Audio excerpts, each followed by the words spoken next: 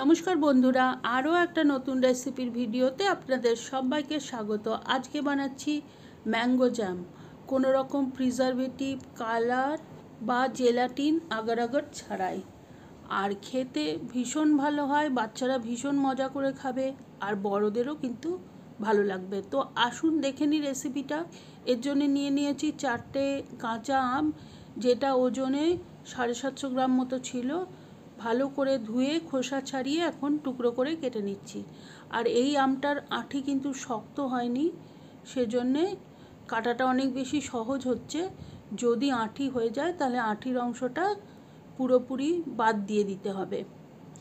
ছোট ছোট করে কুচি করে নিয়েছি, কেননা তাতে সেদ্ধ করতে কম সময় লাগবে। আর এখন সমস্ত আমগুলো কুচি হয়ে গেছে, একটা প্যানের মধ্যে দিয়ে দিয়েছি। দিয়ে দেবো সামান্য জল। জলটা একটু কমই দিলে ভালো, তাতে করে রান্নার সময় কম লাগবে আর গ্যাস খরচাও কম হবে। ঢাকনা দিয়ে 5 থেকে 7 মিনিট মিডিয়াম হিটে ভাপিয়ে নেব। 7 মিনিট হয়ে গেছে, আর দেখুন আম কিন্তু একদম সেদ্ধ হয়ে গেছে আর জলও প্রায় মরে এসছে। তো এখন আমি গ্যাসটা অফ করে দিয়েছি। একটা পাটিতে ছাঁকনি দিয়ে সেদ্ধ আমটা ছেঁকে নেব। এতে করে কোনো মোটা বা শক্ত পিস থাকলে সেটা বেরিয়ে যাবে। সমস্ত আমের জ্যাম তৈরির প্রসেসের মধ্যে এইটাই একটু লেংদি প্রসেস, একটু ধৈর্য ধরে করতে হবে। এমনিতে না ছেঁকে নিলেও জ্যামটা তৈরি হবে, কিন্তু শক্ত বা মোটা পিস মুখে পড়লে ভালো লাগে না, সেই জন্যে ছেঁকে নেওয়াটাই ভালো। স্প্যাচুলা দিয়ে একটু প্রেস করে দিলেই পাল্পটা সমস্তই নিচে পড়ে যাবে। তো এই কাজটা একটু ধৈর্য ধরে করে নিতে হবে। আর এই কথা বলতে বলতেই সমস্ত আমের পাল্পটা আমার বের করে নেওয়া হয়ে গেছে। এখন আমি একটা প্যানের মধ্যে পাল্পটা সমস্তই দিয়ে দেবো, আর তার সাথে দেব সমপরিমাণ চিনি।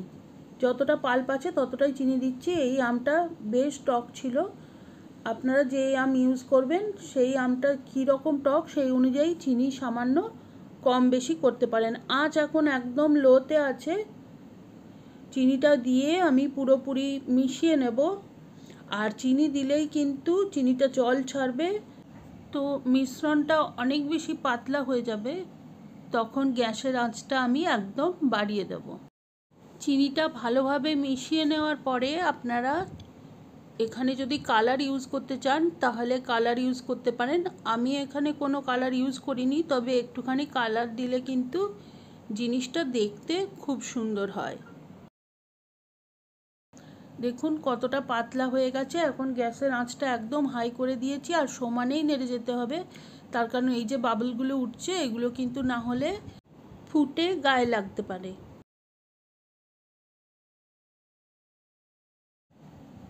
আমের পরিমাণের ওপরে নির্ভর করে এই কাজটা করতে 8-10 মিনিট সময় লাগতে পারে। ধীরে ধীরে দেখবেন মিশ্রণটা ট্রান্সপারেন্ট হয়ে আসছে, তখন গ্যাসের আঁচটা একদম কমিয়ে দিতে হবে। আর এই পর্যায়ে আমরা দিয়ে দেব 2 চা চামচ ভিনিগার। এই ভিনিগারটা দিয়ে দিচ্ছি কেননা আমি এই জ্যামটা 1 বছর সংরক্ষণ করতে চাই ফ্রিজের মধ্যে। আর আপনারা যদি 15-20 দিনের মধ্যে এটা খেয়ে ফেলতে পারেন তাহলে ভিনিগার না দিলেও হবে। আর ভিনিগার দিয়ে একটু মিশিয়ে নিচ্ছি, আর তারপরে গ্যাসটা অফ করে দেবো। আর এখন আমি দেখিয়ে দিচ্ছি যে জ্যামটা হয়েছে বুঝবেন কি করে। এরকম 2 আঙুলের মধ্যে নিলে একটা স্ট্রিংয়ের মতো ফর্ম করবে, তাহলে জানবেন জ্যামটা একদম তৈরি হয়ে গেছে। এখন গ্যাসটা অফ করে দেব, আর সামান্য একটু ঠান্ডা হয়ে যাওয়ার পরে একটা পরিষ্কার গ্লাস জারের মধ্যে ঢেলে নেব। এখন যদিও এই জ্যামটাকে আপনাদের পাতলা বলে মনে হচ্ছে, কিন্তু এটা সম্পূর্ণ ঠান্ডা হয়ে গেলে একদম ঘন হয়ে যাবে, যেটা আপনারা ভিডিও শুরুতে দেখতে পেয়েছেন। তো এখন আমি এটা ঢাকনা আটকিয়ে ফ্রিজের মধ্যে রেখে দেব, আর প্রয়োজন মতো ব্যবহার করব। তো আপনারাও বাড়িতে অবশ্যই ট্রাই করবেন, কমেন্ট করে জানাবেন কেমন লাগলো। আর রেসিপিটা ভালো লাগলে please like, share and subscribe my channel.